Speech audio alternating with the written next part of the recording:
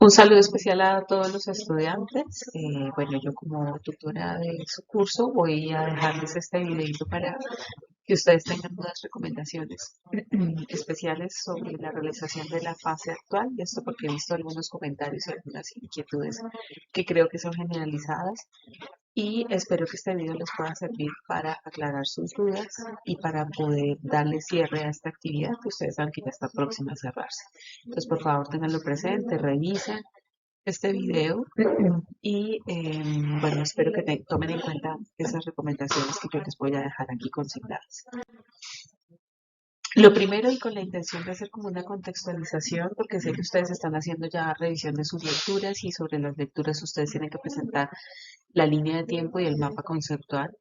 Me parece importante que podamos abordar un poco la contextualización de lo que es la psicología política, a grosso modo y de manera muy general, por supuesto, porque ustedes seguramente en las lecturas van a encontrar información un poco más amplia y más completa.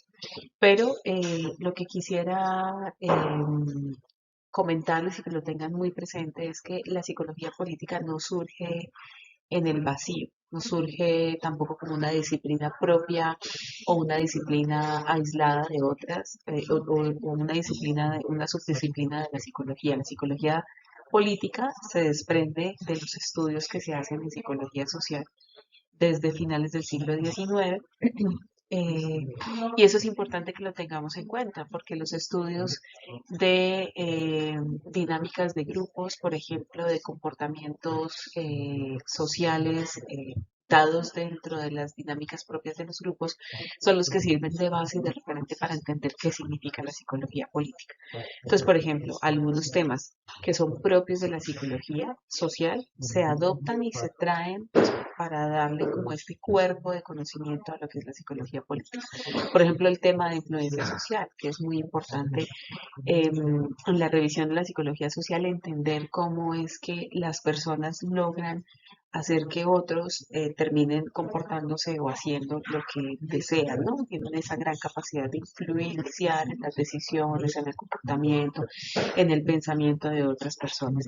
Las relaciones con la autoridad, que tanto nosotros podemos responder o de manera sumisa o de manera desafiante incluso a la autoridad, la construcción de la norma social, por ejemplo, cómo llegamos a algunos acuerdos, a algunos consensos que nos permiten regularnos de alguna forma en nuestro comportamiento social, y se van estableciendo normas que son importantes para todos. El pensamiento colectivo, cómo el pensamiento colectivo logra influenciar en el pensamiento individual y se van construyendo pues formas de interacción y de relacionarse también con los demás a partir de esas influencias colectivas.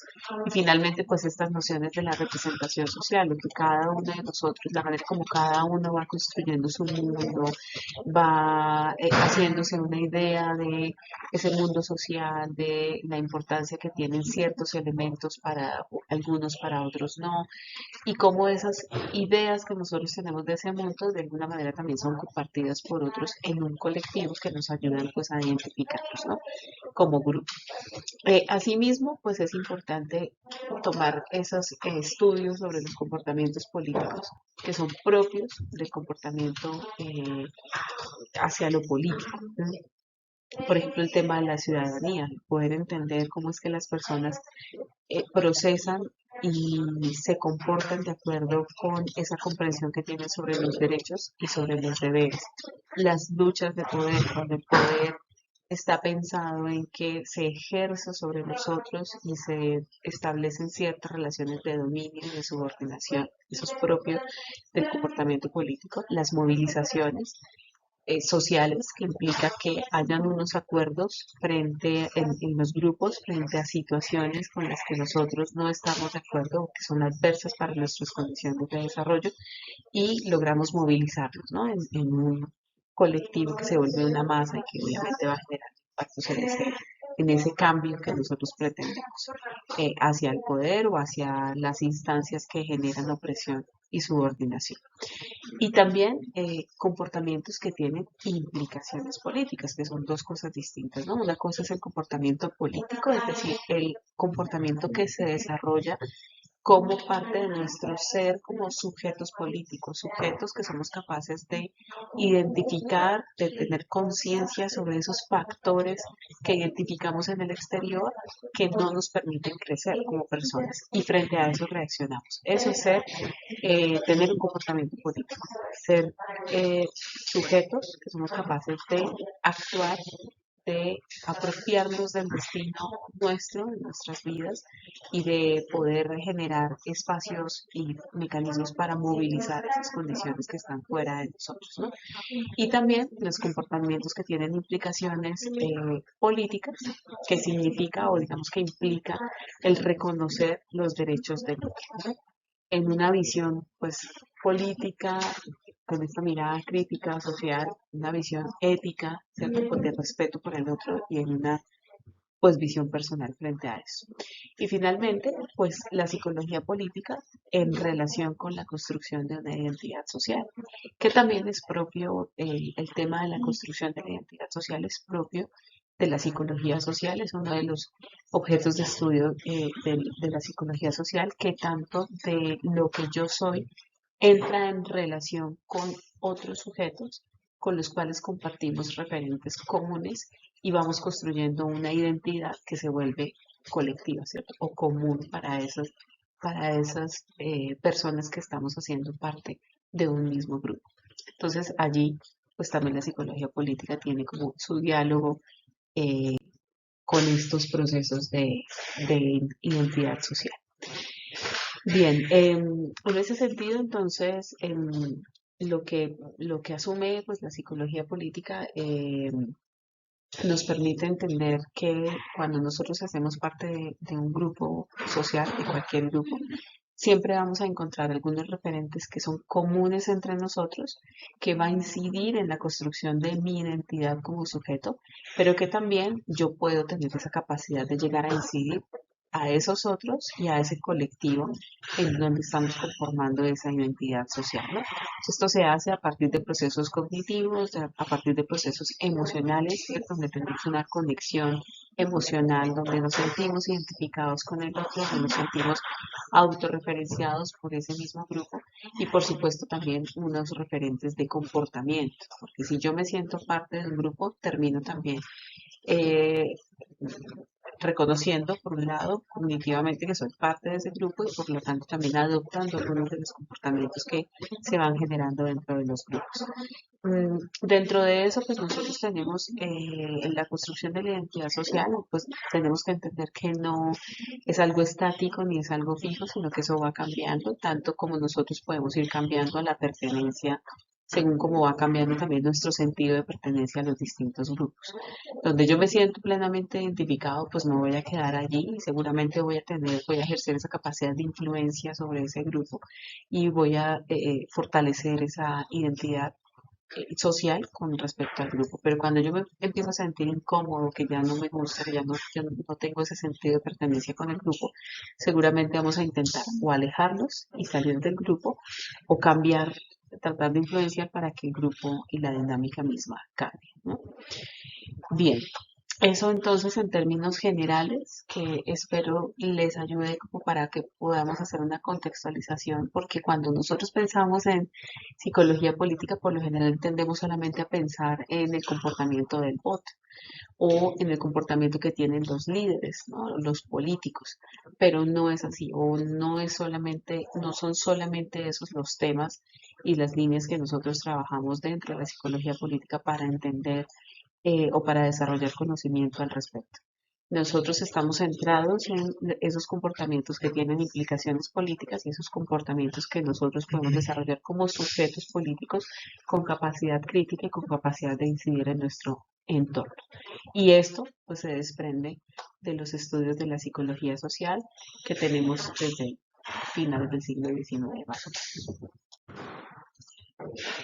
Bien, adentrándonos un poco entonces en la, o mejor dicho, para cerrar y finalizar este corto video, nos adentramos en las recomendaciones específicas de la realización de la actividad. Ustedes ya saben que tienen que realizar una línea de tiempo, por favor.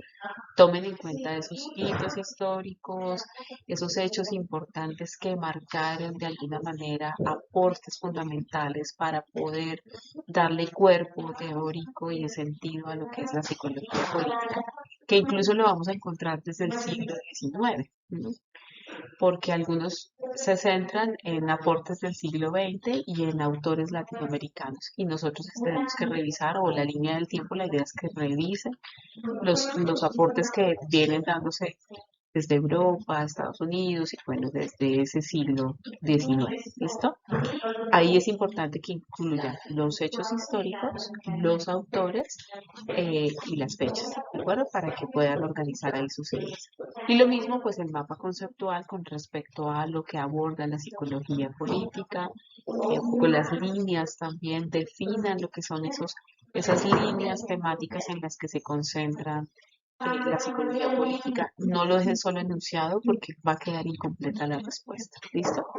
Ahora, es importante que ustedes hagan también de manera individual las respuestas a cada una de las preguntas y que esas respuestas puedan generar un diálogo y un debate entre ustedes, porque al final la actividad colaborativa va a consistir en que hagan una presentación grupal en una diapositiva que debe tener de alguna manera algunos elementos interactivos que les permita a ustedes explicar muy bien el debate que se genera entre ustedes. Y con eso voy a hacer una claridad y es que esa presentación grupal no es la compilación de las respuestas de cada uno de ustedes, ¿cierto? La respuesta que dio Ana, la respuesta que dio María, la respuesta que dio José, la que dio Andrés y la que dio Mariana.